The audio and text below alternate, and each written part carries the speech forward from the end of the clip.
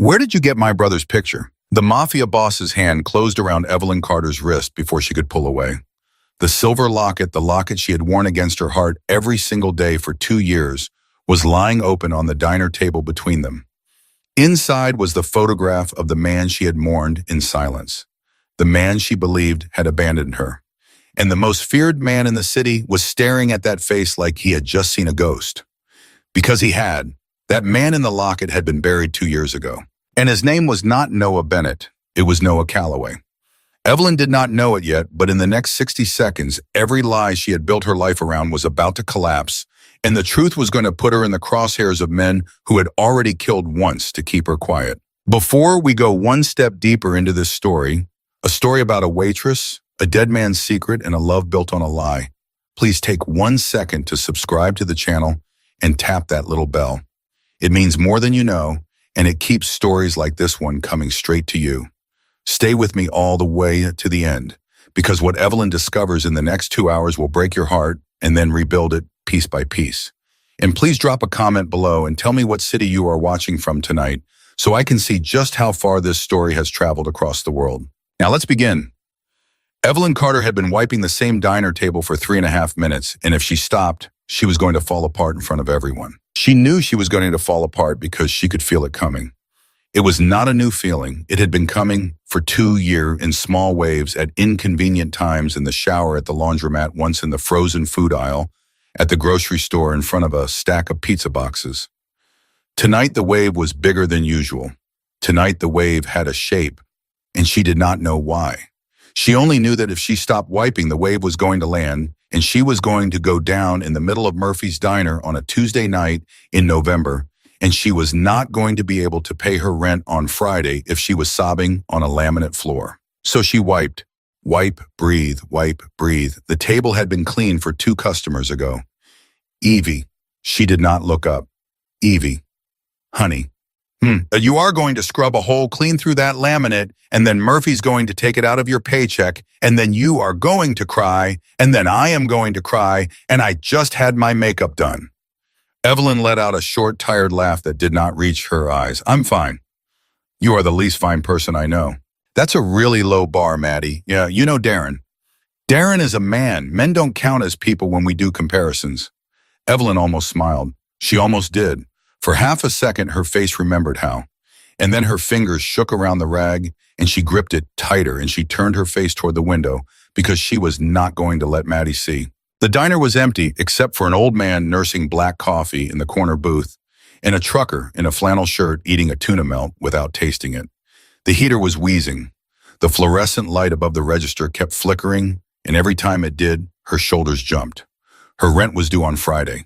The envelope on her kitchen counter was $32 light, no matter how many times she counted it. And 2 years ago, almost exactly to the day, a man named Noah Bennett had kissed her forehead in the doorway of her apartment and told her he would be back by Sunday. Sunday had come and Sunday had gone, and 100 Sundays after that. She had told everyone he left her. It was easier than the truth, which was that she did not know what had happened. She only knew that one Monday morning his phone had gone to a tone that did not ring anywhere in the world anymore. By Tuesday, the apartment he kept across town had been stripped clean like no one had ever lived there. By Wednesday, she had understood in the quiet, catastrophic way a woman understands things, that the man she had loved was not coming home. So she had done the only thing she could do. She had kept loving him in secret. She had kept wearing the silver locket he had put around her neck on the night of their 6-month anniversary, the locket with his photograph tucked safely inside. And she had kept pretending to the rest of the world that she was a woman who had simply been dumped. Not a woman whose heart had been erased overnight with no explanation at all. 2 years. 2 years she had carried him against her collarbone. She reached out now without thinking and pressed her fingers to the little silver shape through her blouse. A habit. A reflex. Like touching a scar to make sure it was still there. Evie. Go home. I'm on till 11. Murphy's not going to care. Look around. I need the hours. You need sleep. I need rent. Maddie opened her mouth, closed it, and let out a slow breath. Okay, then at least eat something. I made you a grilled cheese. It's on the counter. Don't argue with me. I use the good cheddar. Evelyn looked at her. Her throat did something small and painful. "Thank you." "Don't thank me, eat." And that was when the bell above the door rang.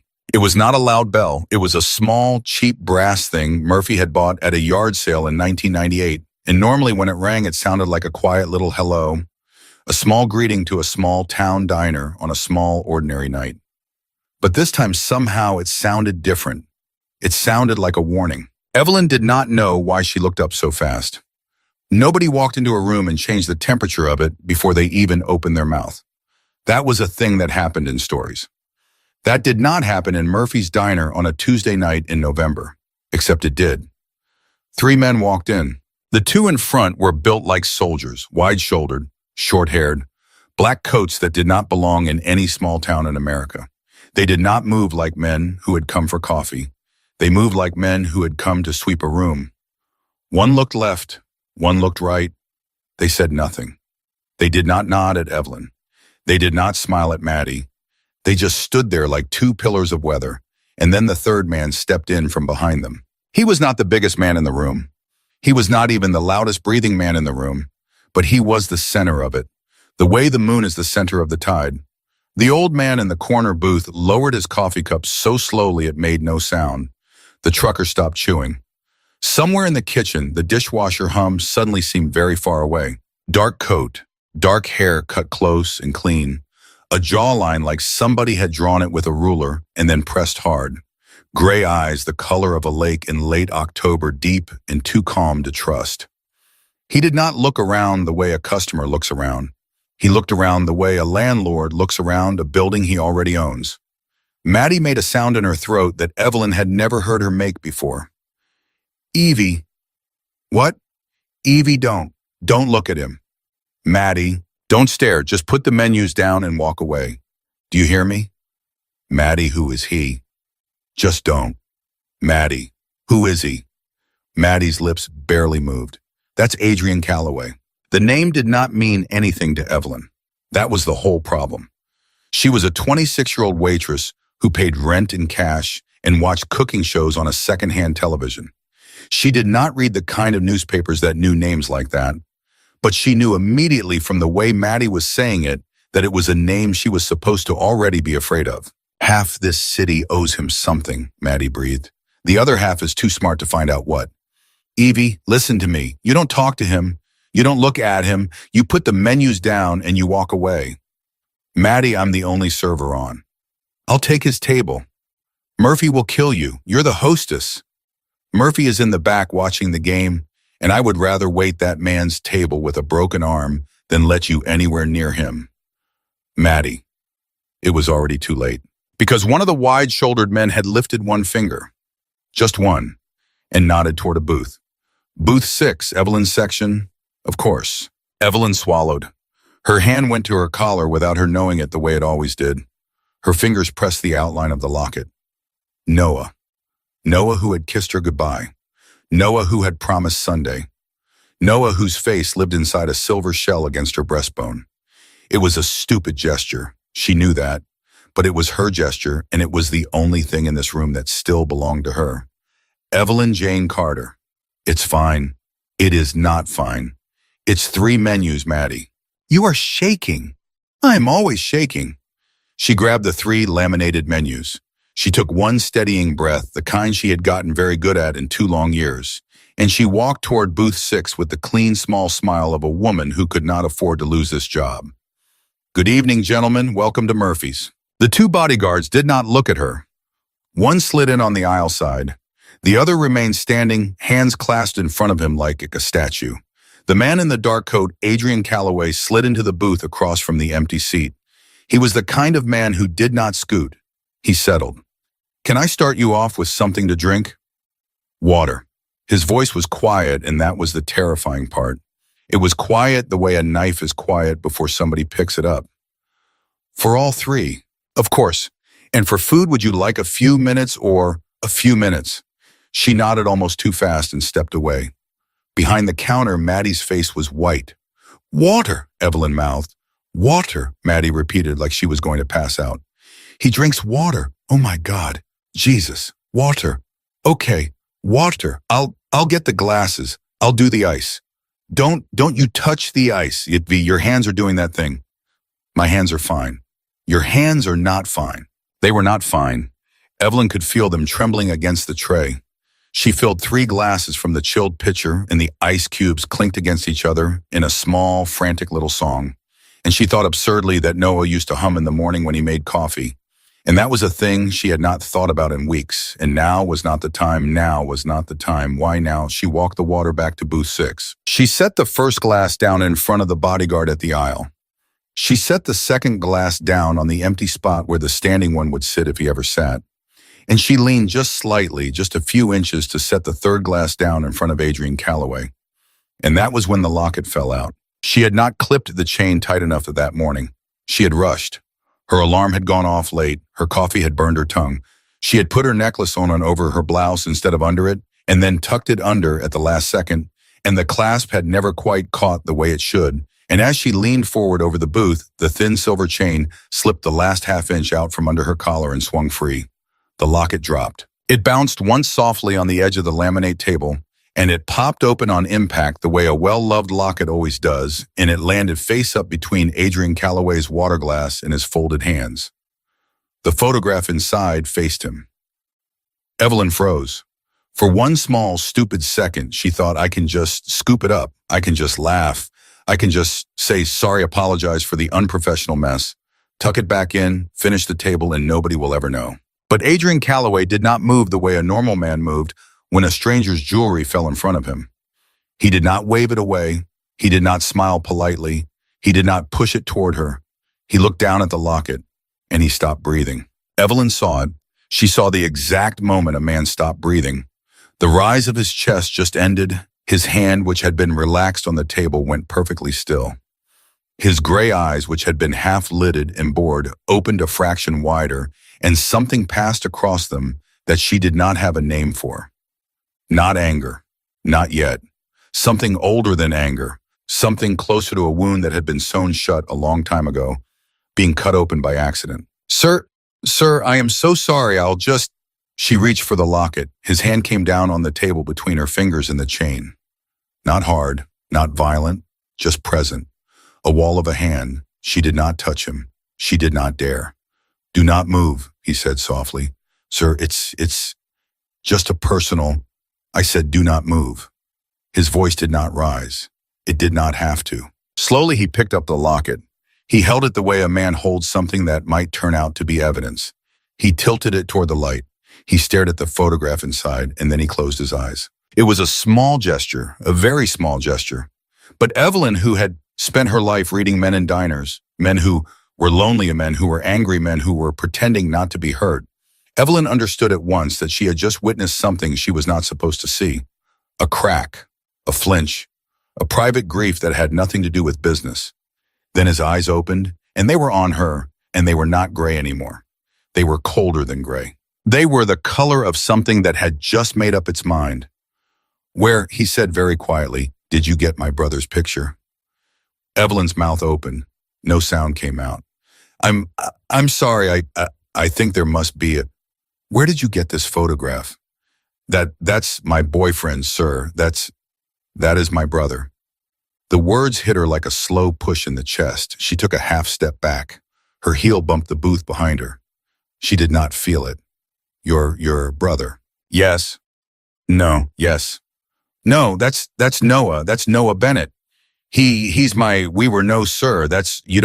His name, Adrian Calloway said, and his voice was the most gentle thing in the room, and also the most terrible was Noah Calloway. The floor of the diner tilted. Evelyn grabbed the edge of booth 6 with one hand, because if she did not, she was going to go down, and she was not going to go down in front of this man. She was not going to go down in front of anyone. She had spent 2 years not going down in front of anyone. That's not possible. He was a student. He architecture. He had sketches. He had a folder. Yes. What? He loved architecture. That part was not a lie. Adrian's thumb moved very slowly across the edge of the open locket. Almost nothing else was true, but that part was true. He wanted to build buildings. Our father did not let him. No, please stop. Miss Carter, Evelyn Carter. Miss Carter. Please stop talking. Please, I don't. Miss Carter, when did you last see him? I don't, 2 years. It's been 2 years almost exactly. He said he would be back Sunday. 2 years. Yes. November. Yes. Adrian Calloway closed the locket. The soft little click of it sounded to Evelyn like a door shutting at the end of a very long hallway. Miss Carter, his voice had changed again. Slower, heavier, the voice of a man preparing to carry something. I am deeply sorry. For what? My brother did not leave you. The whole diner was listening. She knew it and she did not care. The old man with the coffee, the trucker, Maddie behind the counter with both hands pressed to her mouth, the two bodyguards who had not so much as turned their heads, but who she knew were hearing every word. What do you mean? Miss Carter, what do you mean he didn't leave me? My brother. Where is he? My brother is dead. The words did not land all at once. They landed in pieces. First the sound of them, then the shape of them, then slowly the way water fills the bottom of a glass, the meaning of them. Noah is dead. Noah is dead. Noah did not walk out on her. Noah did not fall in love with somebody else. Noah did not wake up one morning and decide that a 24-year-old waitress in a rented bedroom in a small apartment was not the life he wanted. Noah had not chosen to leave her. Noah had died. Noah had been dead for 2 years.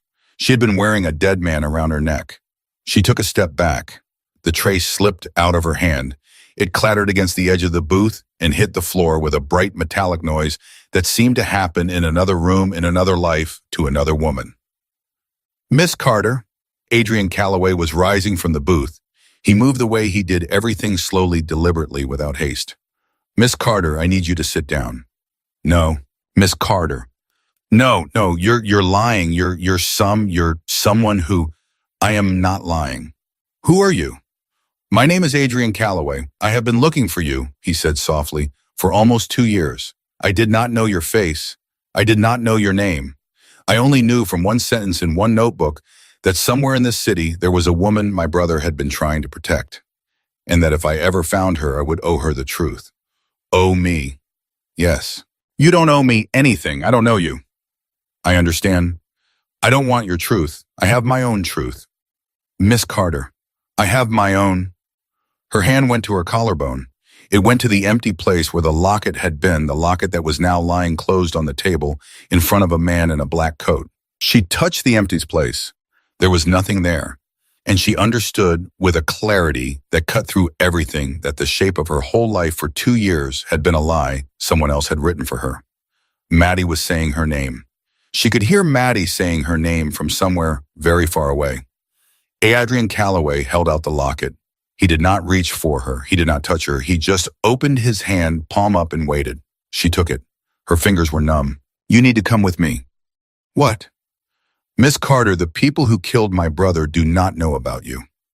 If they learn about you tonight, and there is a real possibility that they will because of what has just happened in this room, your life becomes measured in hours. I'm sorry, what? You are not safe here. I have a shift.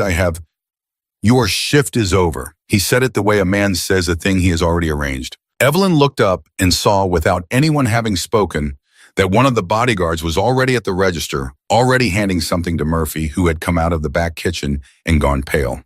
Maddie was being spoken to quietly by the second bodyguard. The old man in the corner was calmly putting on his coat without finishing his coffee, as if he had somewhere else to be, as if he had always had somewhere else to be. Every exit in the diner had been closed without a single raised voice. Miss Carter, please. Where? Somewhere I can explain. Somewhere I can keep you alive long enough to explain. Outside, the November rain had started. She could hear it against the windows. A cold, thin, steady rain, the kind that got inside your coat no matter how tight you pulled it.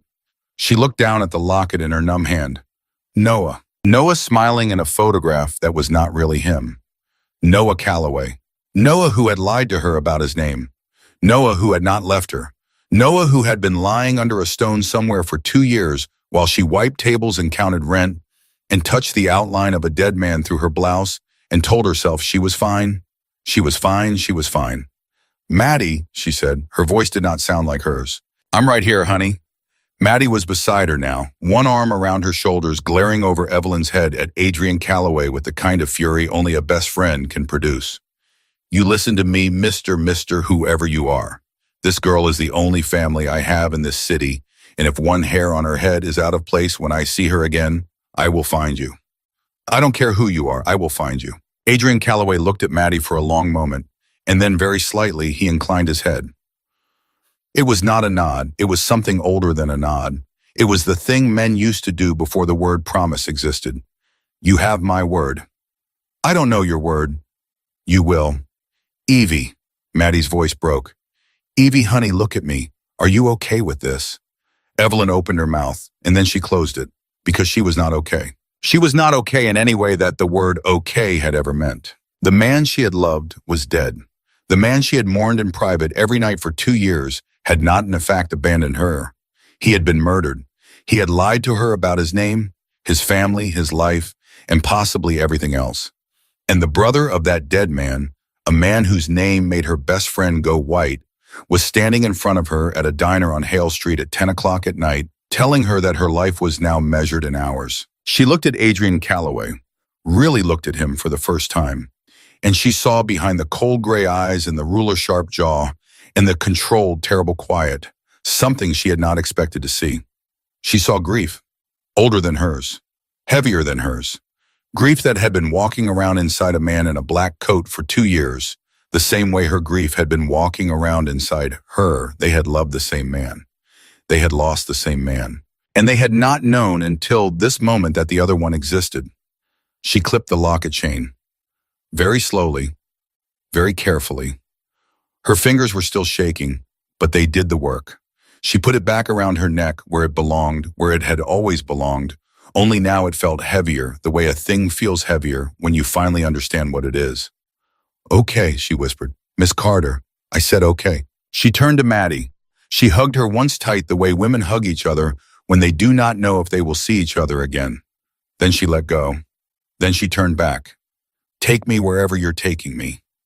Adrian Calloway nodded once and opened the door of Murphy's Diner for her.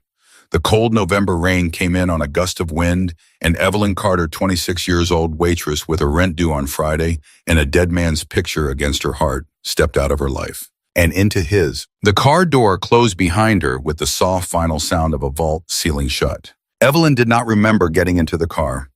She remembered Adrian Calloway's hand at her elbow, barely touching her, just guiding. She remembered the smell of leather and cold rain. She remembered Maddie's face in the diner window pressed against the glass, one hand up, mouthing something Evelyn could not hear. And she remembered somehow most clearly of all the weight of the locket against her collarbone, heavier now than it had ever been, because the man inside it had a different name than she had known, and a different life than she had shared, and a grave she had not been allowed to visit. Miss Carter. She did not answer. Miss Carter. Don't. Adrian paused. He was sitting across from her in the back of a car that was not a car, not really, not the way normal people meant the word. It was a moving room, black leather, tinted glass, a driver who did not turn his head.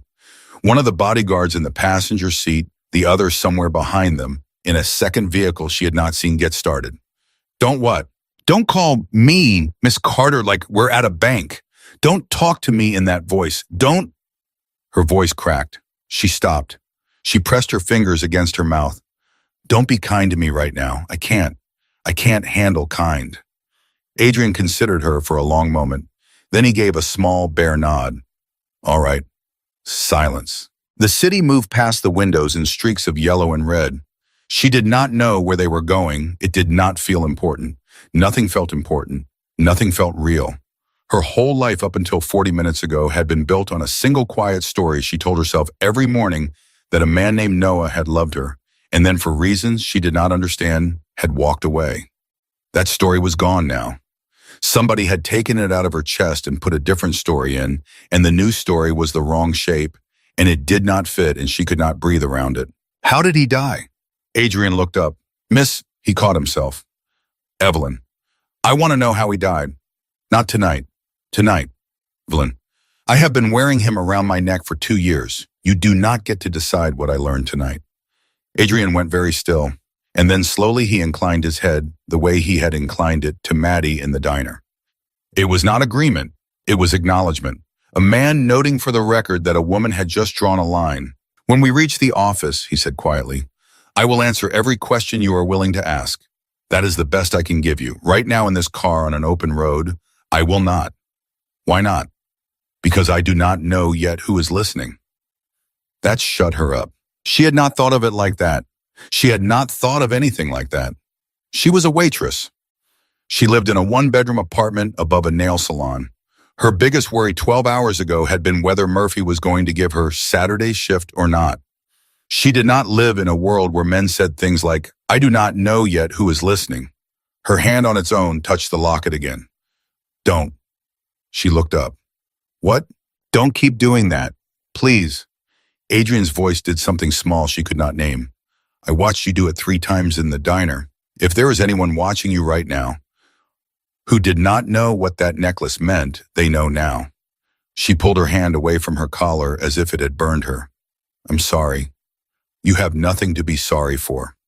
I have everything to be sorry for." "No, you don't." He leaned forward, the elbows on his knees, and for just 1 second, he was not a man in a black coat. He was just a tired brother. "The person who should be sorry is in the ground, and he is Evelyn, I promise you.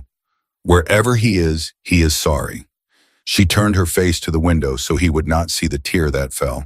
By the time the car stopped, she had lost all sense of how long they had been driving. The building they pulled into was underground before she even saw it.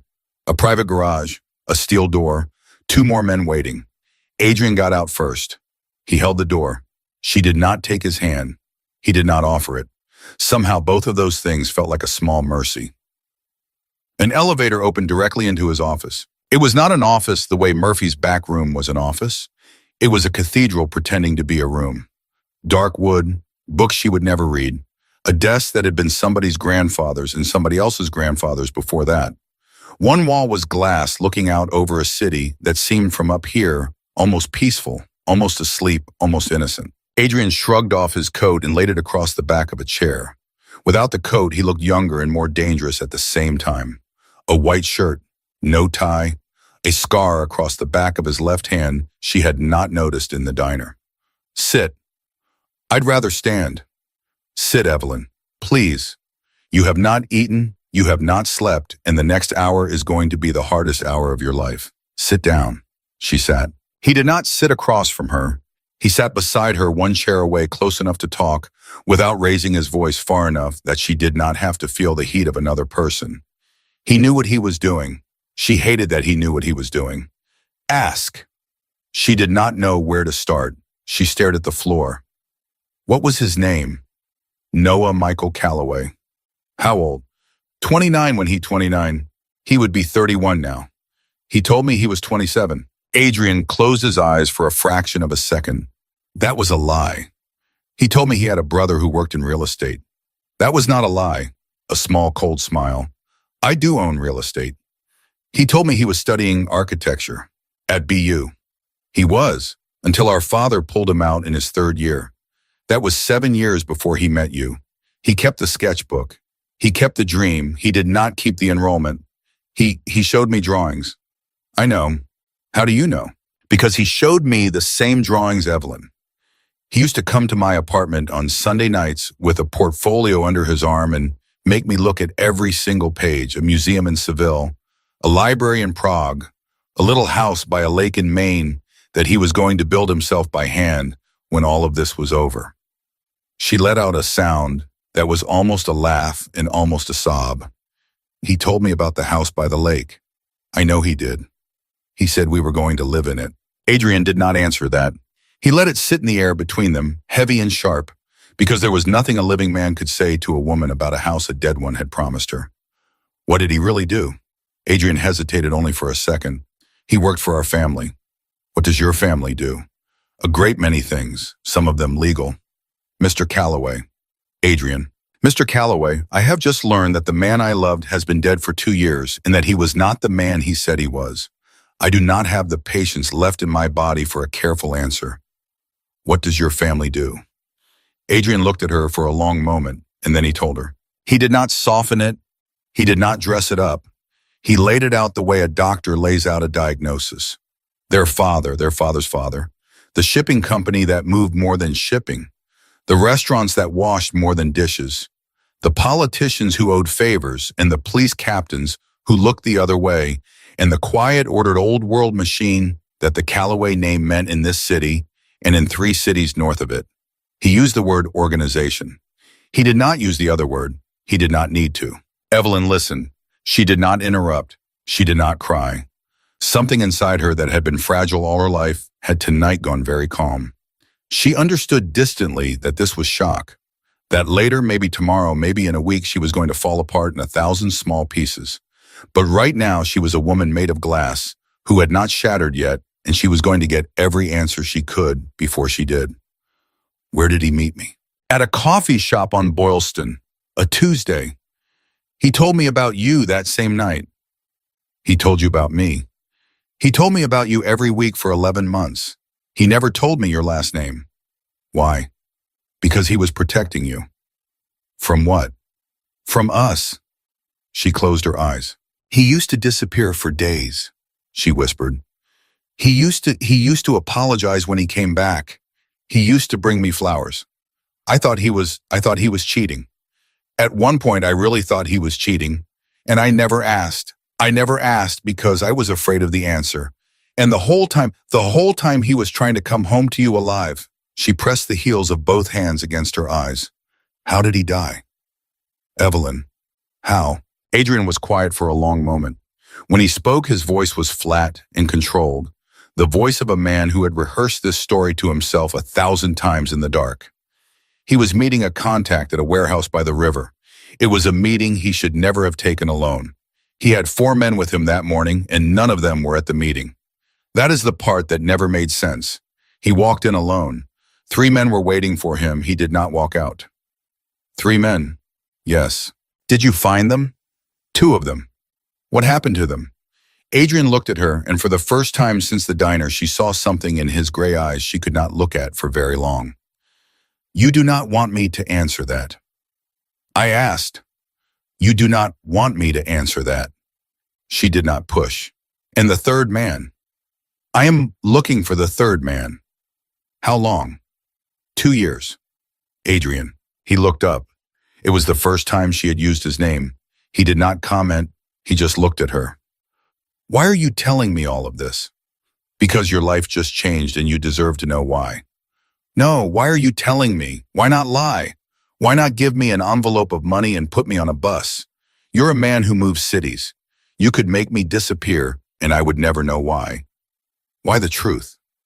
Adrian's jaw worked. Because my brother loved you, he said. And I have spent 2 years failing to find the one person he asked me in a letter I did not read until after he was buried to protect if anything ever happened to him. 2 years, Evelyn. He wrote, quote, if I am not there to do it myself, find her. I knew there was a her. I did not know her name. I did not know her face. I walked into a diner tonight because my driver was hungry. I walked out of that diner with the one piece of my brother I thought I had already lost forever. He stopped. His voice had gone tight. I am telling you the truth because I owe him the truth, and because I owe you a great deal more than the truth, and the truth is the only thing I have on me tonight. Evelyn did not move, and that was when somewhere in the office a phone on the desk buzzed once sharply. Adrian glanced at it. His face changed. It was a small change, a very small one, but she had been watching his face for almost an hour now, and she had learned in that hour to read the small changes. What? She said. One moment. He stood. He walked to the desk. He picked up the phone. He listened. He said nothing. He listened for perhaps 12 seconds. Then he set the phone down very carefully, the way a man sets down a glass of water he does not want to spill. Evelyn? What? I need you to do exactly what I say for the next 5 minutes. What happened? Evelyn, please. What happened? He looked at her. And when he spoke, his voice was the same voice he had used in the diner, the quiet voice, the terrible quiet voice. 2 men just tried to enter your apartment building. The room tilted. What? Men we do not employ. They asked the doorman for a package that did not exist. They did not give a name. When the doorman turned away to call up, they left. That was 11 minutes ago. 11 minutes ago, I was You were leaving the diner with me. They came for me. Yes. They came for me. Yes, Evelyn. She stood up. She did not know why she stood up. Her legs just did it.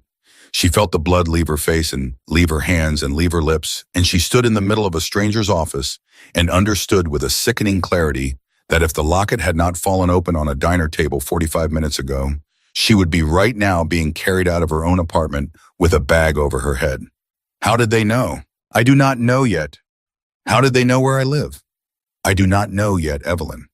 How did they know Adrian? How? I do not know yet. It was the first time he had raised his voice. It was not a shout. It was just a raised voice. And he heard it the same moment she did, and she saw him pull it back in, pull it under, wrestle it down because he was a man who did not allow himself to raise his voice, and whoever had made him raise his voice tonight was going to pay for it. I am sorry, he said quietly. Don't. I should not have. Don't apologize for sounding like a human being. Not tonight, not now, not after what you just told me. He looked at her. Something moved behind his eyes. You are not going home. I gathered. Not tonight, not tomorrow, not next week. Adrian. There is a penthouse, 2 floors up. It has been empty for 6 months. It has its own entrance, its own exit, its own security. No one outside this building knows it exists. You will stay there until I understand how tonight happened. I have a job. I know. I have an apartment. I know. I have a life, Adrian. I have a cat. You have a cat. Her name is Peanut. She's at Maddie's tonight because I was running late this morning and Maddie was supposed to drop her off after my shift and her voice broke. And I have bills. I have a dentist appointment on Thursday. All of it will be handled. What does that mean? It means all of it will be handled, Evelyn. You don't get to handle my life. Tonight I do. No. Yes. He said it gently. Tonight, yes. Tomorrow we can have the fight about it. I will let you have the fight. I will listen to every word. I will not interrupt you. But tonight you are going upstairs. Tonight you are going to sleep in a bed with 3 locked doors between you and the street. And tomorrow when you have slept, we will talk about what your life looks like from here. She sat back down. She had to. Her legs would not hold her. This is not real. It is real. This is not happening. It is happening. People do not have their lives end like this. In a diner, over a necklace, it does not happen. It happens, Evelyn. It just does not usually happen to good people. She started to laugh. She could not help it. It was the wrong kind of laugh, the kind a woman makes when she has run out of all her other reactions, and Adrian, to his credit, did not try to stop her. He waited. He stood by the desk with his hands in his pockets, and he waited for her to finish laughing, and then when the laughter turned, as he had clearly known it would, into something else, he waited for her to finish that too. When she was done, she wiped her face with the back of her hand and looked up at him. My friend, Maddie. She's going to call the police if she doesn't hear from me in an hour. She already has heard from you. What? A text was sent from your phone 8 minutes ago. It said, made it home okay. Phone dying, love you, talk tomorrow. It used the abbreviation love you lowercase no apostrophe, which is how from the 200 text messages we pulled off your call records in the car, you always write it to her. Evelyn stared at him. You read my text messages. I read 3 of them. I needed the voice. Adrian, I am not going to apologize for it. Maddie would have called the police. The police would have called my people. My people would have told me to keep you invisible. Invisible does not work if your best friend puts your face on the local news at 11. It was that text, Evelyn, or a dozen men combing the city for you by midnight. I made a choice. You made a choice. Yes. Without asking me. Yes. Is this how it's going to be? He was silent for a long time. Some of it, he said finally. Yes, for a while. I will tell you every time I do it. I will not pretend I did not. But yes, Evelyn, some of it. She closed her eyes. She understood in that quiet second that she was no longer a waitress. She understood that the woman who had walked into Murphy's diner at 2 in the afternoon and tied an apron around her waist was not the same woman who was sitting in a leather chair in a room above the city, at 11 at night. That woman was gone. That woman had walked out the door with a man in a black coat. That woman was never coming back. What was left was someone new and someone smaller, and someone possibly someone harder, and Evelyn did not yet know who that someone was, and she was too tired to find out tonight. "All right," she whispered. "All right. All right, upstairs, the penthouse, 3 locked doors, for tonight only. Adrian, do you hear me?" "I hear you. We fight about the rest tomorrow. We fight about the rest tomorrow." He crossed to her slowly, and for 1 second she thought he was going to touch her shoulder, and she tensed, and he saw her tense, and he stopped a full step short. He held out his hand not to take hers, but palm up the way a man offers a hand to a horse that does not know him yet, a signal, not a claim. She looked at the hand. She did not take it. She stood on her own. Her knees shook, but they held. She walked past him across the office to the elevator, and she waited for him to come and push the button, because she did not yet know which floor she lived on in this new life that had begun 45 minutes ago with a locket falling open on a diner table. The elevator opened. She stepped in. Adrian stepped in after her. He pressed a number. The doors closed. And as the elevator began silently to climb, Evelyn Carter reached up for the 1,000th time in 2 years to touch the locket at her throat and remembered halfway through the motion what Adrian had said about the gesture in the car and forced her hand back down to her side and understood in that single small correction that her body was already learning to live in a world she had not agreed to enter. The doors opened onto a hallway she had never seen. She walked down it anyway. The hallway ended at a door, and the door did not have a keyhole. Adrian pressed his thumb to a small black square beside the frame, and the door side opened the way a vault size opened, and Evelyn Carter, 26 years old, whose rent was due on Friday, whose cat was at her best friend's apartment, whose apron was still in a plastic bag somewhere in the back of a car that had driven her across a city she no longer recognized, stepped into a penthouse that was bigger than the entire building she had been living in that morning. She did not cry. She was surprised by that. She had expected to cry. Instead, she stood in the middle of that enormous quiet room with her arms wrapped around herself, and she thought very clearly, "I do not belong here. Not the room, not the building, not the life. None of it. There are clothes in the closet," Adrian said behind her. "They will not fit perfectly. We will fix that tomorrow. There is food in the refrigerator. It is already prepared. You do not have to cook. There is a bathroom on your left and a bedroom on your right. The windows do not open. That is not a punishment. That is the building. The windows don't open." "No, so I can't." "No one can," he said quietly, "from either side." She did not answer. "There are 2 men at the elevator. There is another at the stairwell. There is a 4th one on the roof. You will not see any of them unless something happens. If something happens, you will see all of them at once. There is a phone on the kitchen counter. It has 1 number programmed into it. That number is mine. I don't want your number. You do not have to call it. You do have to have it, to have." She turned to look at him. He was still standing near the door, hands in his pockets, coat draped over his arm. He looked for the first time since the diner not like a man who controlled a city, but like a man who had not slept in 2 years. "Adrian." "Yes." "Go home." He blinked. "Go home," she said again, quieter. "Go wherever you sleep. Go. I cannot look at you anymore tonight. I am sorry. I am not angry at you. I cannot. I need 1 room, 1 single room in the entire world where you are not in it, just for tonight. Please." He did not argue. He nodded once, set something on the counter, the phone she realized later, the phone with the 1 number, and walked to the door. At the threshold, he stopped. "Evelyn, don't. 1 thing, then I will go." She waited. "He loved you," Adrian said.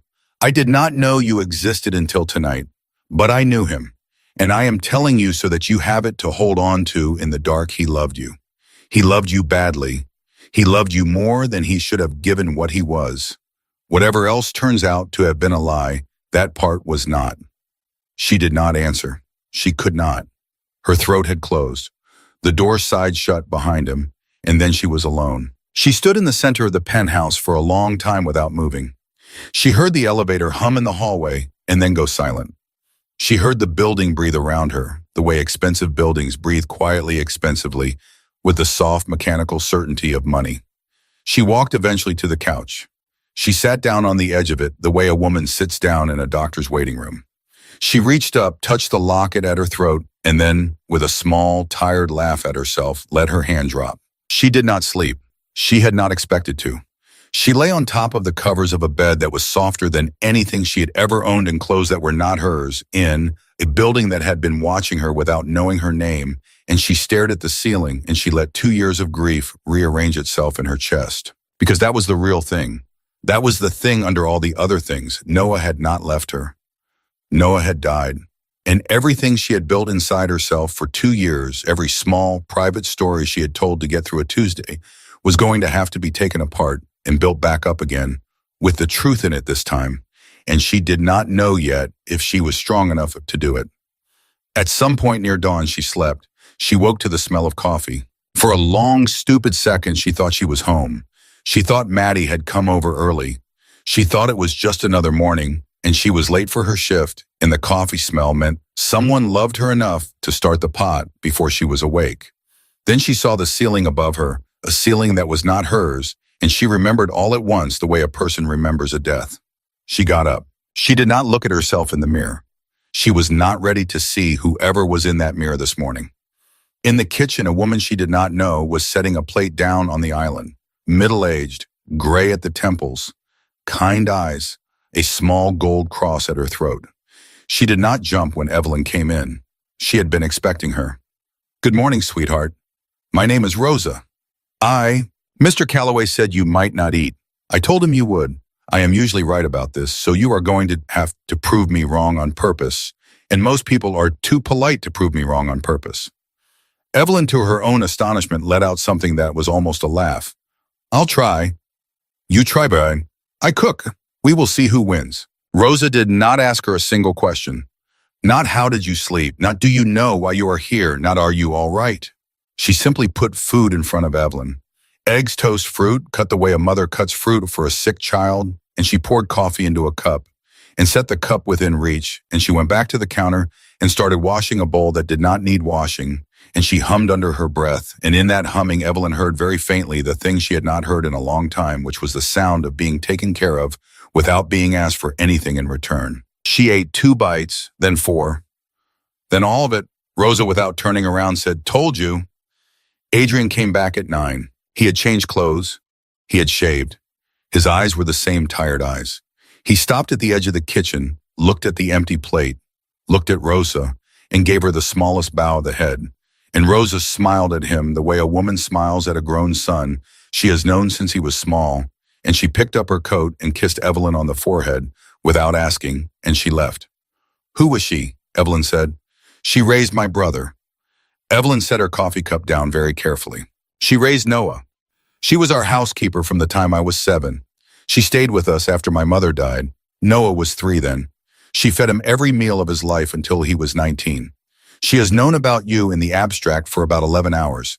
She asked me this morning if she could make you breakfast. I said yes. I hope that is all right."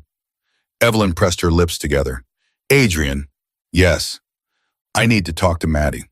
"I thought you might." He took a phone out of his pocket, not hers, a new one. He set it on the counter in front of her. "This is yours now. Your old phone is in a safe. Your old number is forwarded to this one. Maddie will think nothing has changed. She will be able to call you. You will be able to call her. She does not know you are here. She thinks you went home last night. I told you already what the text said. I can't keep lying to her. I am not asking you to lie forever. I am asking you to lie this week. Wait, because she loves you and people who love you can be leaned on to find you. If Maddie does not know where you are, Maddie cannot accidentally tell a man who is very good at asking questions. Once we understand who came to your apartment building last night, we can talk about bringing her closer, not until. She's going to know something is wrong. She already knows something is wrong. She is going to keep knowing something is wrong. That is not the problem. The problem is whether she knows the shape of it or the size of it. Right now, she does not. Let us keep it that way, for her sake as much as yours. Evelyn looked at the phone. "Okay," she whispered. "Okay. For this week. Not forever. This week. This week." She picked up the phone. It rang twice. Maddie answered on the first syllable of the second ring. Evie. Hi. Evie? Evelyn? Honey? Are you okay? Are you actually okay? Because your text last night had exactly none of you in it, and I have been sitting in my kitchen since 6 in the morning with my shoes on because I could not figure out if I was supposed to drive to your apartment or the police station, and I finally decided that if I did not hear from you by 9, I was going to do both, and I mean both in order, starting with your apartment with a baseball bat. Maddie. And I know I sound crazy. I am crazy. I have been crazy since 10 o'clock last night because I watched you get in a car with a man who owns half of everything, and I let you do it, and I am never going to forgive myself if, Maddie, breathe. A long, shaky breath on the other end of the line. I'm breathing. I'm okay. Are you? Yes. Say it like you mean it. I'm okay, Maddie, I really am. For right now, today, this morning, I am okay. Where are you? Evelyn looked at Adrian. He was not looking at her. He was looking pointedly at nothing the way a man does when he wants to tell a woman that the choice is hers. I'm somewhere safe, Evelyn said. I can't tell you more than that right now. I promise I will. Not today. Soon. Is Peanut all right? Peanut is fine. Peanut is on my couch.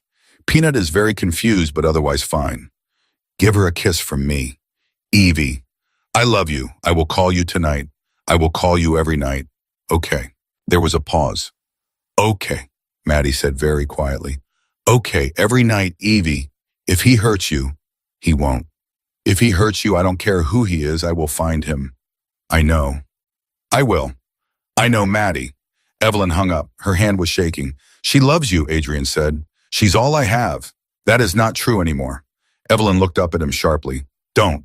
I am not courting you, Evelyn. I am telling you the shape of the world. As of last night, you have, whether you wanted them or not, a great many people who are now responsible for you.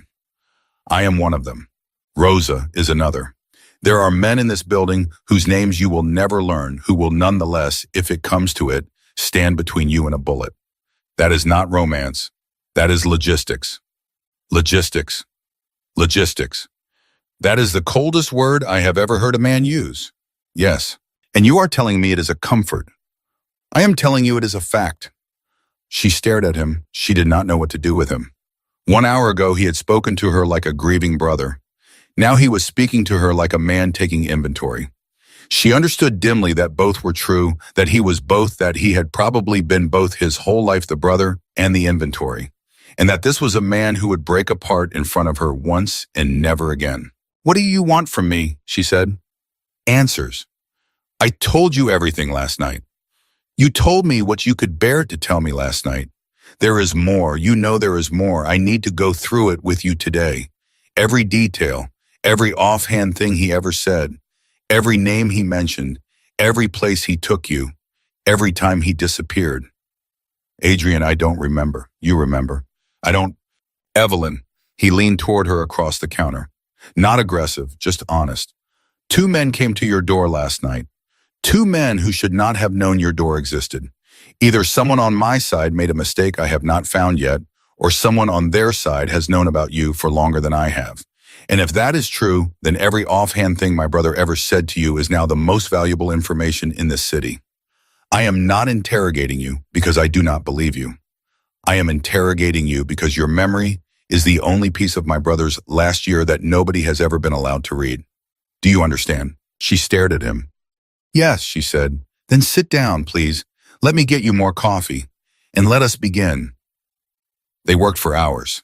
Adrian took notes in a handwriting that was small and neat and surprisingly old-fashioned, and he did not use a computer, and he did not let anyone else into the room, and he did not ask the same question twice. He asked about the coffee shop where she and Noah had met. He asked about the first movie Noah had taken her to. He asked about the weekend in Vermont that had been a birthday surprise. He asked which restaurants Noah had chosen and which ones he had let her choose. He asked if Noah had ever worn a watch. He asked if Noah had ever not worn a watch. He asked if Noah had ever taken a call in front of her in a language that was not English. He asked very carefully whether there had ever been nights Noah had arrived at her apartment smelling of smoke that was not cigarette smoke, or nights when Noah had come to bed and laid his hand flat on her back and kept it there, as if to memorize the breathing. That last question broke her. She did not cry. She just stopped talking for a long minute. Yes, she whispered. How often? Every time he came back from a trip. Adrian wrote that down. He did not look up. And did he ever? He stopped. He set the pen down.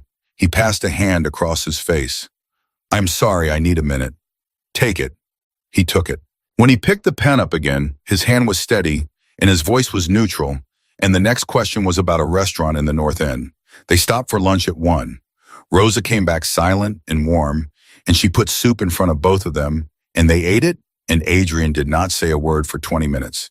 And Evelyn understood that he was letting her rest, and she was grateful, and she did not say so. They started again at 2. By 4 o'clock, she had said more about Noah than she had said to anyone in 2 years, including herself. At 4:15, Adrian's phone buzzed. He looked at it. His face went still in a way she was learning to recognize. What? She said. 1 moment. Adrian, 1 moment, Evelyn, please. He stepped into the hallway. She heard his voice through the door, low-clipped in a language she did not know. Italian, maybe. Or something older than Italian. She could not tell. She was not trying hard to tell. She was sitting at the kitchen island staring at the handwritten pages he had left on the counter. Pages filled with the small, neat letters of a man writing his brother's life down in ink for the first time. When Adrian came back in, his face had changed. He sat down across from her.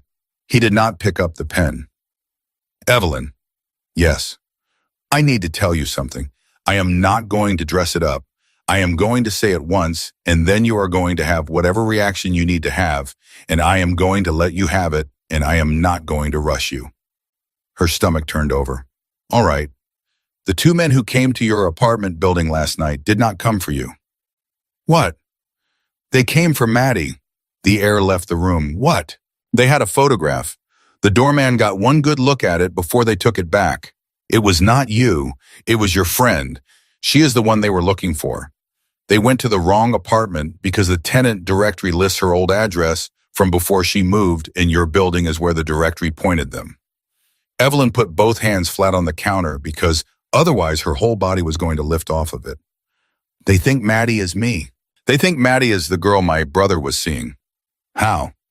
Because 2 years ago when Noah wanted to take you somewhere and he did not want to be followed, he used Maddie's name on hotel reservations, on dinner bookings, on one plane ticket to Burlington.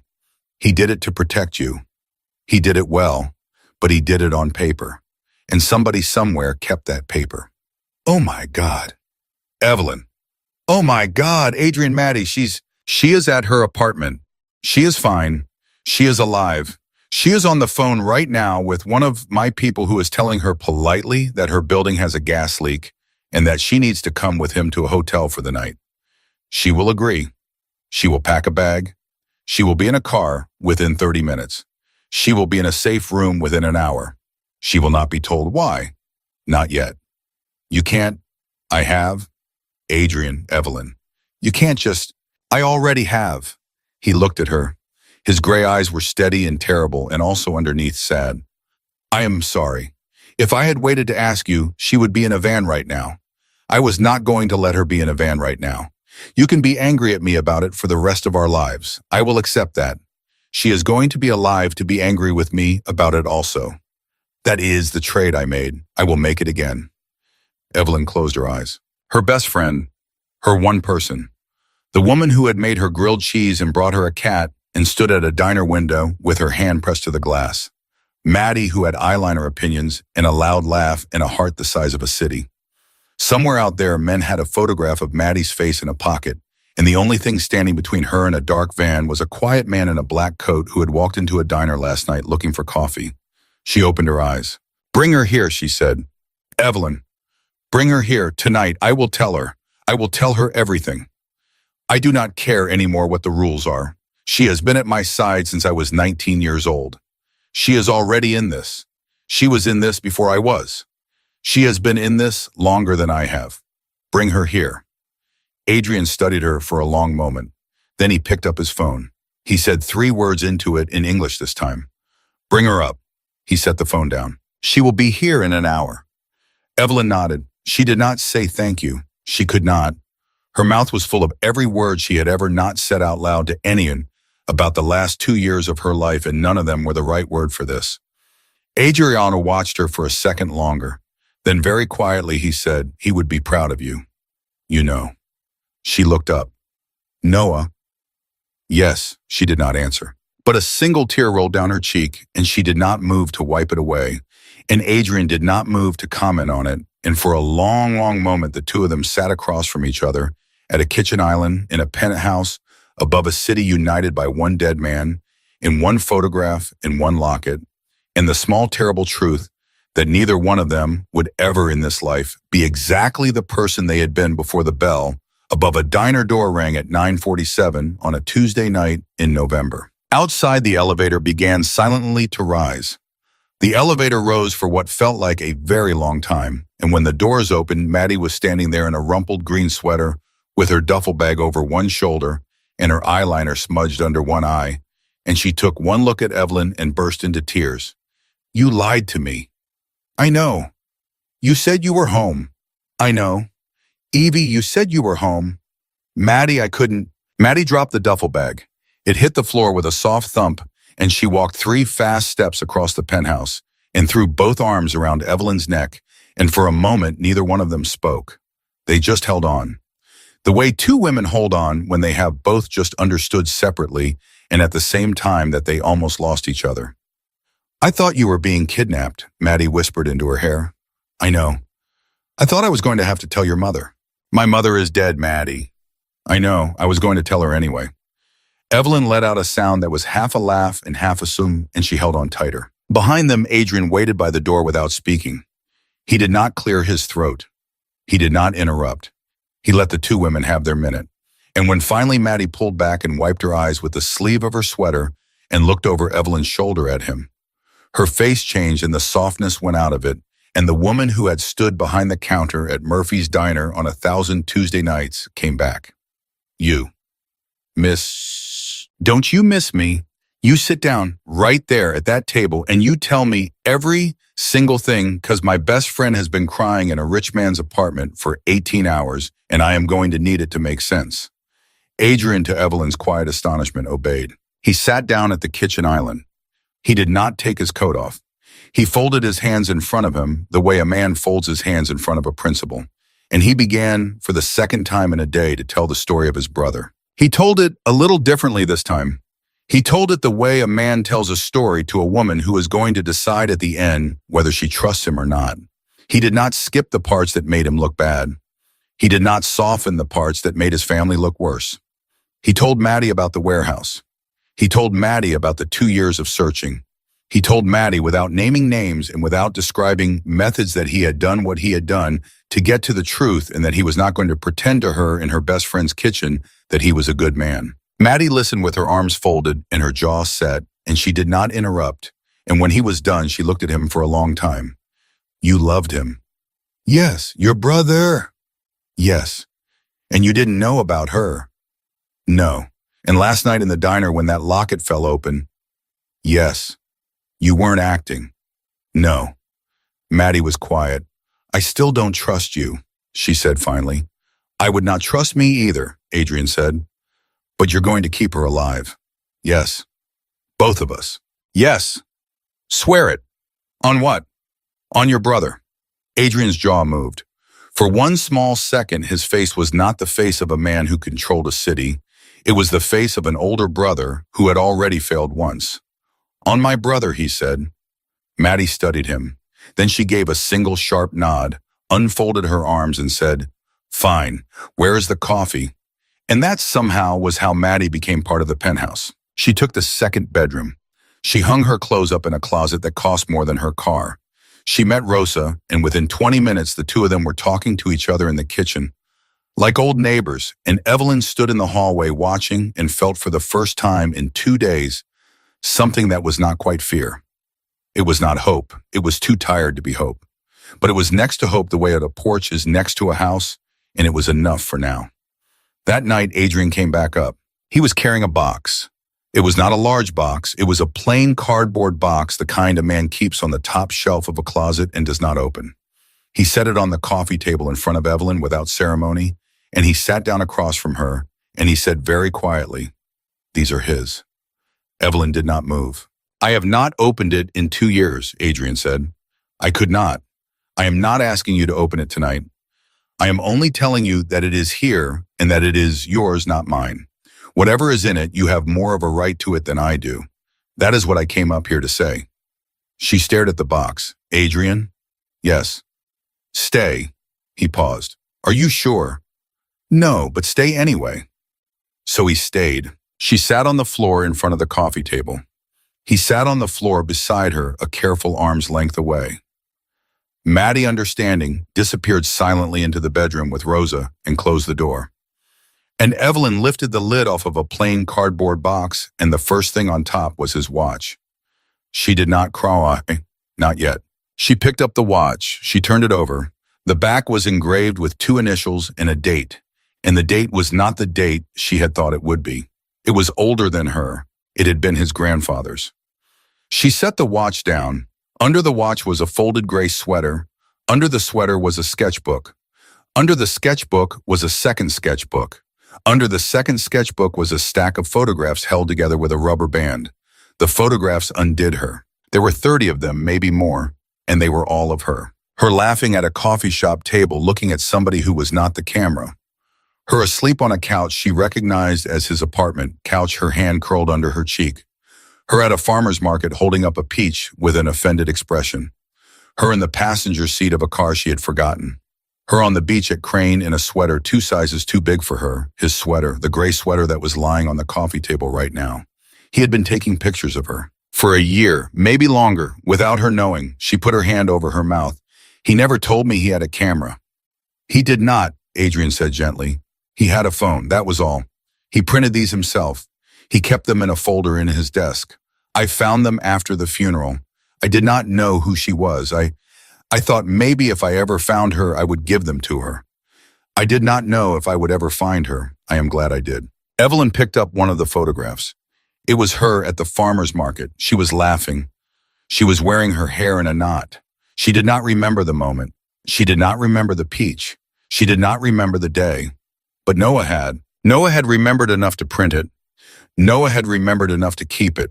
Noah had remembered enough to put it in a folder, in a drawer, in a desk, in a life he had been hiding from her, because the life he was hiding from her was the one that was going to kill him, and he had wanted on the bad nights something to look at that did not belong to that life. She broke. It was not dramatic. It was very quiet, 1 long breath in, 1 long breath out, and then her shoulders came forward and her head went down, and she made a single small sound that was not a word, and the sketchbooks and the photographs and the gray sweater blurred in front of her, and she could not stop, and she did not try. Adrian did not move at first. He was a careful man with careful boundaries. He was a man who did not reach across lines. But after a long moment, he did something that surprised her. He slid closer on the floor, and without saying a word, without asking, without making it romantic, without making it anything at all except what it was, he put one arm around her shoulders and let her cry against his coat. He did not shush her. He did not say it's okay. He did not say any of the things men say when they do not know what to do. He just let her cry now. After a while, when she could speak again, she said into his shoulder, "Why did he do this to me?" "He did not do it to you. He left me with nothing. He left you with too much. That was the mistake he spent a year trying to correct. He was going to leave Evelyn." She lifted her head. "What?" "He told me 4 weeks before he died, he was going to leave the family. He was going to walk away. He was going to tell you everything. That was the plan. He had a plan. There was a meeting he was going to take first to settle one last thing, and then he was going to come home to you and tell you who he was, and he was going to let you decide whether you still wanted him. He never made the meeting. He never came home. But you were not nothing to him. You were everything. You were the entire reason he was going to walk out of the only life he had ever had." Evelyn closed her eyes. "Why didn't he just, I know. Why didn't he just tell me, I know? I would have Adrian. I would have. I know you would have." She pressed her face against his shoulder again. He did not move. "I am so tired," she whispered. "I know. I am so tired of being lied to by men who said they were protecting me. Adrian was silent for a long time. I'm going to try, he said, not to be another one. Don't say that. Why? Because you will fail. He let out a small breath that was almost a laugh. Then I will apologize, he said. Every time I fail, I will apologize. That is the only promise I can honestly make. That's a terrible promise. Yes. I'm going to take it. Yes. They sat on the floor like that for another long minute, and then slowly she pulled away. Not because she wanted to, but because she was at the edge of something she was not ready to walk into yet. Adrian understood. He withdrew the arm. He sat back against the front of the couch. He did not look at her. The sketchbooks, he said quietly. When you are ready, look at the sketchbooks. Why? Because my brother was a very good architect, but he was a better liar. And if he hid anything in his life that we have not found yet, it will be in the sketchbooks. I cannot find it. I have looked. I am not an architect. You are the closest thing I have. I'm not an architect. You studied design. I dropped out. You studied design for almost 3 years. She looked at him sharply. How do you know that? Evelyn, Adrian, I know a lot of things about you that I should not know, he said quietly. I am going to stop knowing them one by asking you instead. That is a different promise. I will keep that one better. She looked at him for a long moment. Okay, she said. He nodded. Tomorrow, he said. The sketchbooks, not tonight. Tomorrow. He stood to go. At the door, he paused. Evelyn? Yes. Thank you. For what? For letting me sit on the floor. She almost smiled. She did not quite, but she almost did, and they both heard the almost. He left. She opened the first sketchbook the next morning anyway. She could not help it. She had lain awake until 3, and at 3 she had gotten up, and at 3:05 she had been at the coffee table, and at 3:06 she had been turning pages. For the first 90 minutes she was only a woman looking at the handwriting of a dead man. Noah's handwriting was small and neat and slanted slightly to the right, and the drawings were clean and confident and beautiful, and she cried quietly over several of them. Because he had been good, he had been really good. He had been the architect he told her he was going to be, and nobody had let him. Then she hit the 10th page and something stopped her. She did not know what it was at first, just a feeling, the way a word on a menu sometimes looks wrong, and you do not know why, and then you realize it has been misspelled. She flipped back. Page 8 was a simple floor plan of a hotel lobby he had been designing as an exercise. Page 9 was a detail of a staircase. Page 10 was the same lobby redrawn. And in the redrawn lobby, the columns were in the wrong place. Not artistically wrong, structurally wrong. A person who had studied architecture for 3 years would have seen it in 6 seconds. The columns on page 10 did not hold anything up. And they were numbered. 8 columns, each with a tiny number next to it in the corner. Not dimensions, not measurements, just numbers. 1 through 8 in an order that was not left to right. She stared at it. She looked back at page 9 at the staircase. The staircase had 16 steps. On each step so small she had almost missed them were pencil marks that were not structural either. They were letters. 16 letters. She had thought at first glance that they were just construction notations. They were not. Her heart began to beat faster. She reached for a pencil. She copied the letters down. She copied the numbers down.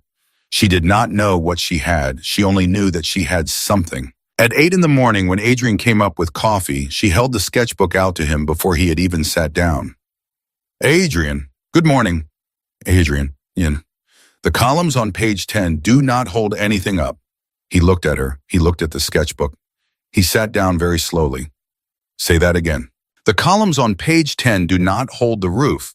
They are decorative, but they are numbered, and the staircase on page 9 has letters hidden on the steps. He was using his drawings. He was using his drawings to write something down. Adrian did not answer at first. His gray eyes moved across the page and then across the next page and then back, and she saw very clearly the moment he understood. His jaw tightened. His free hand came up and pressed against his mouth briefly and then dropped. That little, he whispered. What? That little... He stopped. He laughed once shortly, and it was not a happy laugh. Evelyn, do you understand what this is? No, this is a ledger. A what? This is a ledger. My brother was keeping a ledger. He was recording something He did not trust to paper, to phones, to any of the places a man like my brother would normally record a thing. He was hiding it inside his sketchbooks, under our noses. For how long? How many sketchbooks did I bring up here? 2. There are 6 more downstairs. 6 more. 6 more, Evelyn. He drew every single day. There are 6 more sketchbooks in that box on the top shelf of my closet that he filled in the last year of his life. If he was keeping a record in them, he stopped. If he was keeping a record in them, we have everything: deals, dates, meetings, names, payoffs, every single thing that was happening around him in the year he was planning to leave. Evelyn felt very cold. Why would he do that? Insurance. Insurance against what? Adrian looked at her. Against the person inside our organization, he said quietly, that he had already figured out was selling us. The room went still. He knew, Evelyn whispered. Yes. Before he died. Yes. He knew there was a traitor. Yes. Adrian, he knew there was a traitor and he did not tell you. No. Why? Because he did not know yet who it was, or because he knew exactly who it was, and he knew that if he told me without proof, I would not believe him, because this person is someone I have trusted since I was 19 years old. He was building a case, Evelyn. He was building a case in his sketchbooks. He was going to hand it to me on the day he came home to tell you who he was. That was the plan. The whole plan. Leave the life, tell you the truth, tell me the truth. And he was stopped 3 days before he could do any of it. He stood up. He walked to the glass wall. He put one hand against it and stood there for a long moment with his back to her. 2 years, he said very quietly to the glass. 2 years. And the answer has been in the top of my closet. Adrian. 2 years, Evelyn. Adrian, look at me. He turned. You didn't know, she said. I should have known. You didn't know. I am the older brother, Evelyn. You were not his warden. I was his older brother. You were not his warden, Adrian. Stop that. Stop that right now. You are not allowed to do that. He hid this from you on purpose. He hid it from you because he loved you and he did not want you to lose your mind chasing ghosts before he had proof. I have known you for 36 hours and I already know you would have burned the city down. He knew that too. That is why he waited.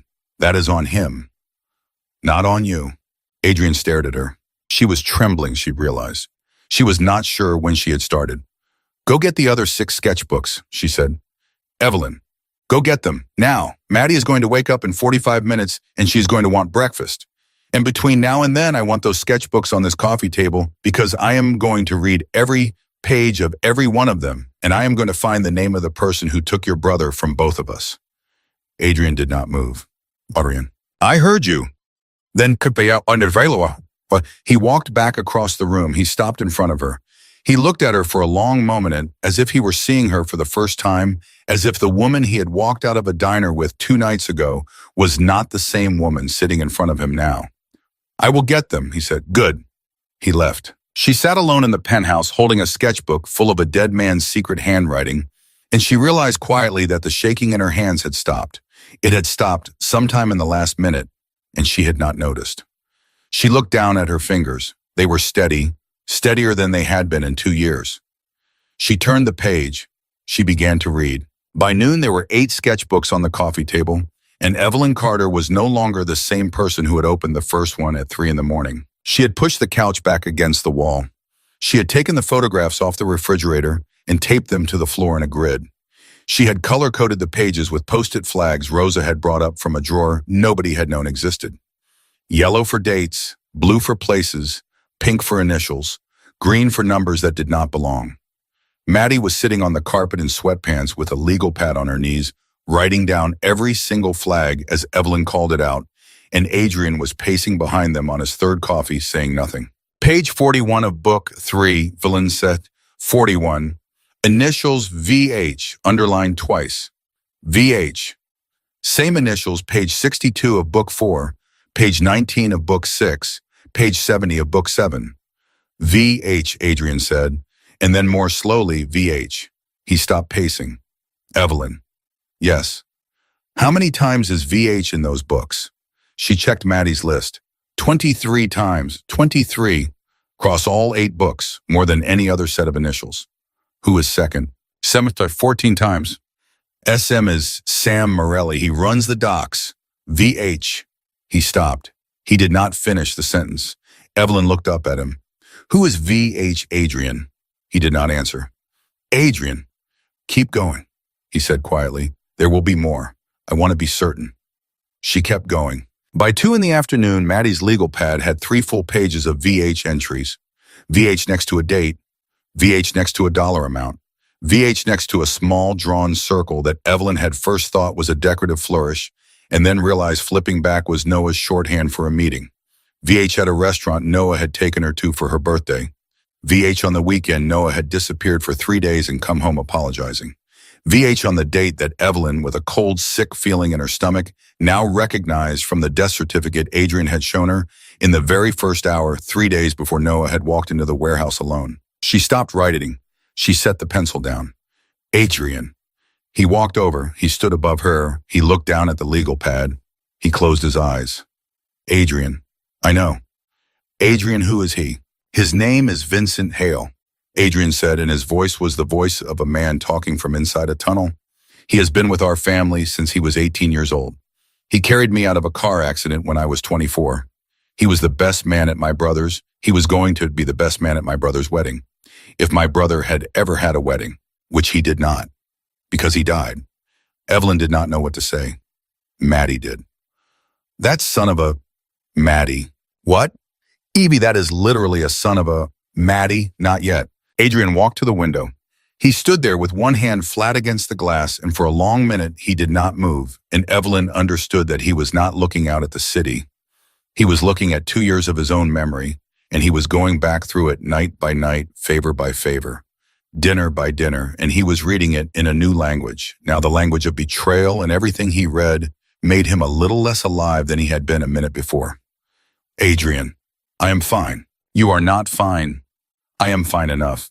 Adrian, look at me. He did not turn. Adrian. He turned. His eyes were dry. That was almost the worst part.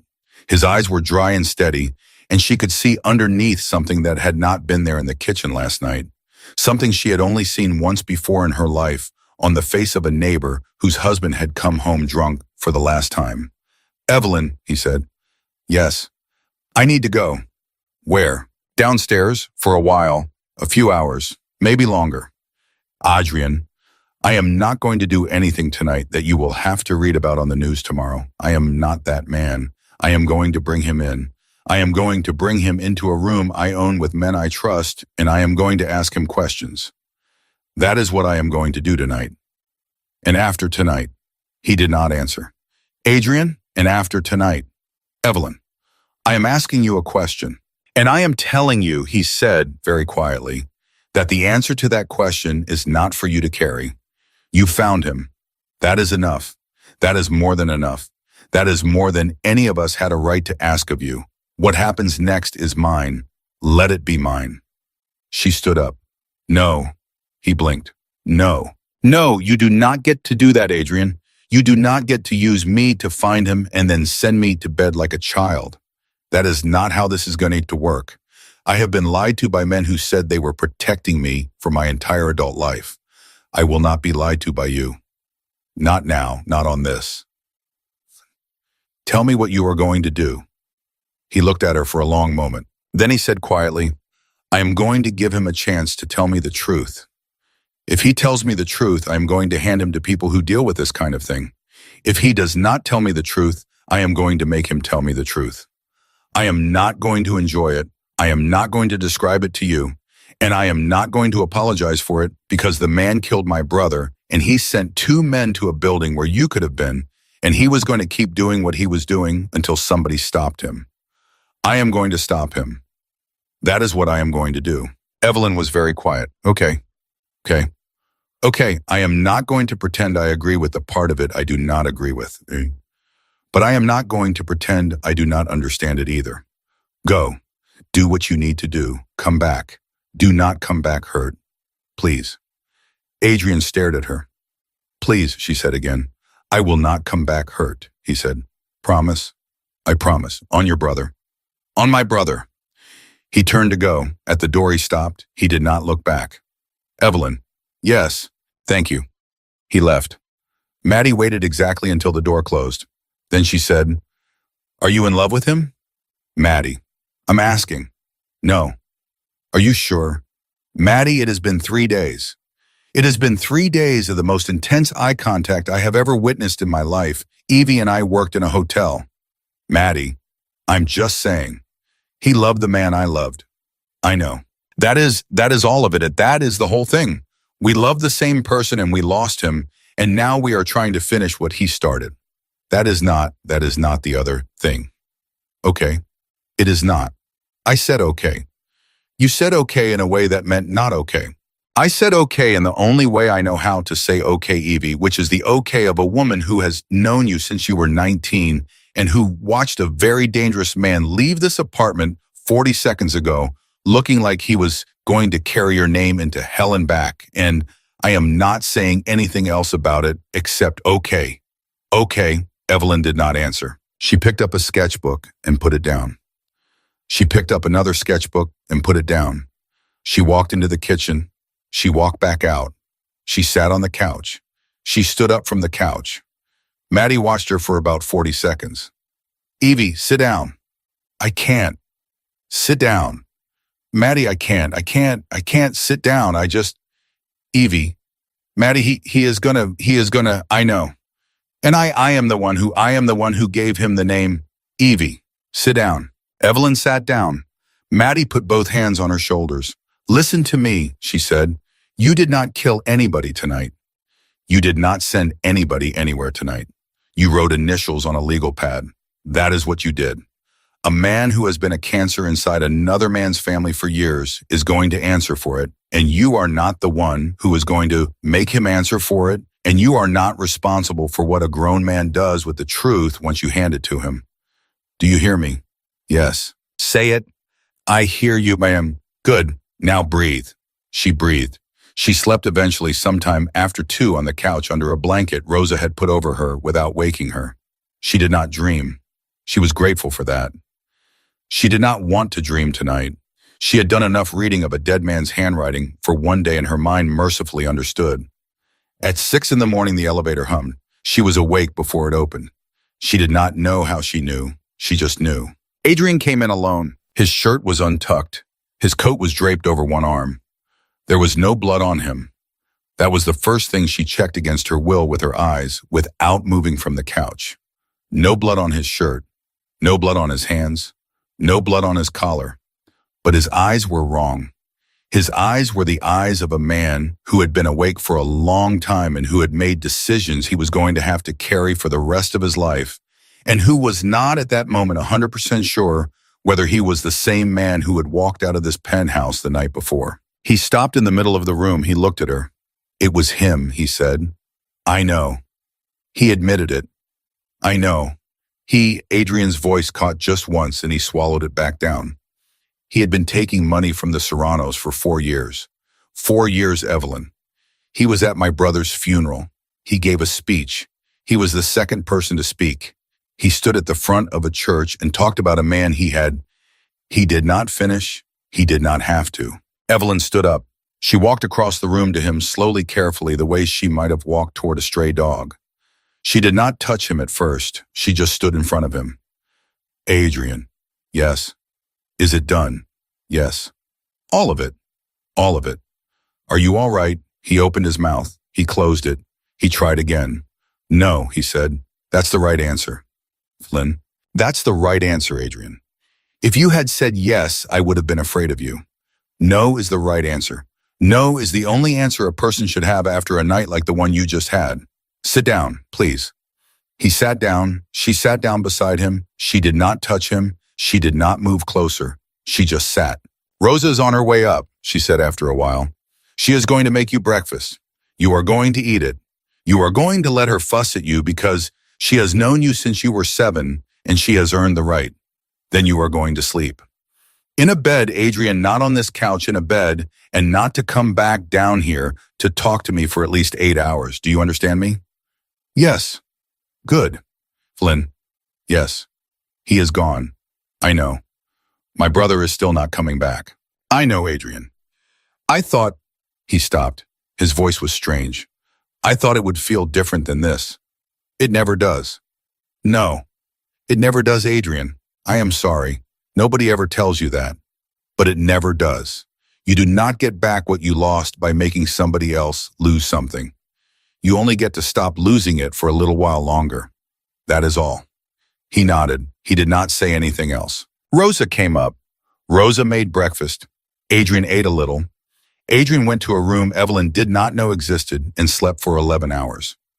While he slept, Evelyn did something she had not done in 2 years. She went to a graveyard. Maddie drove her. A car from the building followed at a polite distance because Adrian, even in his sleep, had arranged it. At the gate, Evelyn got out. Maddie stayed in the car. The men from the other car stayed in their car. Nobody followed her up the hill. They understood. She walked by herself. The stone was simple. It said the wrong last name and the right first name. Noah Michael, it said. The dates were short. There was a small engraved symbol at the bottom she did not recognize. She stood in front of it for a long time without speaking. Then finally she said out loud to the stone, "You lied to me." The wind moved through the trees. "You lied to me for a year. You let me fall in love with a man who did not exist. You let me plan a life with a man who did not exist. You left me in a diner for 2 years thinking I was not worth staying for. And then you died 3 days before you were going to come home and tell me, and I am supposed to forgive you for all of it, and I am going to, Noah. I am going to, but I want you to know that you do not get to have that for free. You do not get to have it easy. I am going to carry it. I am going to carry it for both of us. But it cost me, you understand. It cost me, and you are going to hear about it from me in my own head for a very long time." She did not cry. She had cried enough. "Your brother is a good man," she said. "He is. I know you know. I just wanted you to hear me say it. He is a good man, and he did not deserve to be made into this, and I am not going to let what you did to him be the last thing he carries. I'm going to help him carry it somewhere else. Because I loved you, and because he loves you, and because you do not get to leave him alone with this. That is the deal. That is the new deal. Okay." She waited as if a stone would answer. The wind moved again. "Okay," she said. She reached up. She unclasped the locket. She opened it one last time, looked at the photograph, closed it, and set it gently on top of the stone. "I do not need to carry you on my neck anymore." She turned and walked back down the hill. Adrian was awake when she got back. He was on the couch in a clean shirt, and he had not shaved, and there was coffee in front of him. He was not drinking. He stood up when she came in. He opened his mouth to say something. He closed it. He looked at her collar. He saw the empty place where the locket had been. "You went." "I went. And I left him there, where he belongs." He looked at her for a long time. "Evelyn." "Yes. I have to ask you something." "Okay. And I am not going to lie to you about what I am asking." "Okay." He took a slow breath. "You can leave," he said. "Today, tonight, whenever you want. I can give you money. I can give you a new name. I can give you a house in a town where nobody has ever heard of a Calloway. You can be a woman named something else in a place nobody knows, in a life nobody can touch. Maddie can come. Peanut can come. Rosa can cook for you on the weekends if you want. You never have to see me again. I will make sure of it. That is one offer." "Adrian." "That is one offer, Evelyn. I have to make it. It would not be fair if I did not." "What is the other one?" He looked at the floor, then at her. "You can stay," he said. "Not in this penthouse. In your own place, your own door, your own key. Not as a ward, not as a guest, not as my brother's ghost. As Evelyn, as a person. And if you stay on your terms. You tell me what I can do and what I cannot do. You tell me when I cross a line and I do not cross it again. You do not lie for me and I do not lie to you. Ever. Not one time, not a small one, not a big one. Not for your safety, not for mine, not for anybody's. That is the deal I am offering. That is the only deal I am offering. It is not romantic. I am not asking you for anything else. I am only asking if you will let me try to be for the rest of my life one man in your life who did not lie." Evelyn stood very still.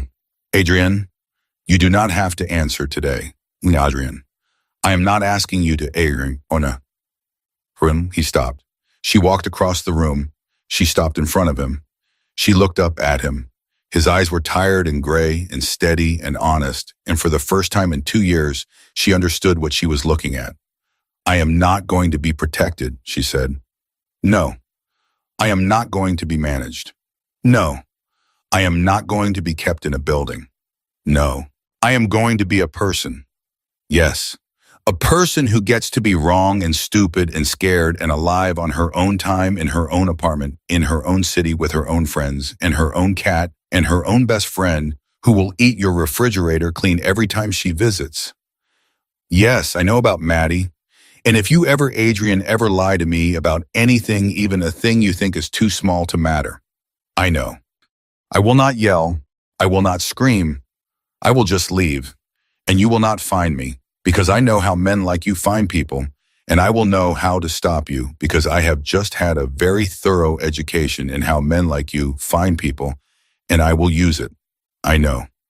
Do you understand what I am saying? Yes. Say it back. I say it back, Adrian said quietly. I understand. I agree. I am not asking for anything else. I am only asking to stay. She looked at him for a very long time. Stay, she said. He closed his eyes. She walked past him. She walked into the kitchen. She poured herself a cup of coffee. She came back. She sat down on the couch. She patted the cushion beside her once with the flat of her hand. He sat. They did not say anything for a while. Outside the window, the city went on doing what cities do, indifferent and loud and full of other people's stories. Rosa was humming somewhere in the kitchen. Maddie was on the phone with a cat sitter trying to negotiate about Peanut. The phone on the counter, the phone with the one number on it, was for the first time in 3 days not ringing. Evelyn drank her coffee. She had walked into Murphy's diner on a Tuesday night in November as a waitress with a dead man around her neck and rent she could not pay. She had walked out of a graveyard that morning as a woman who had put her grief down where it belonged and picked up her own name again. She did not know what the next year of her life was going to look like. She did not know what kind of woman she was going to become. She only knew that she was going to find out on her own terms, in her own voice, with her own two hands, and that nobody ever again was going to write the story of her life for her in a language she was not allowed to read. Noah had loved her in secret, and it had cost them both everything.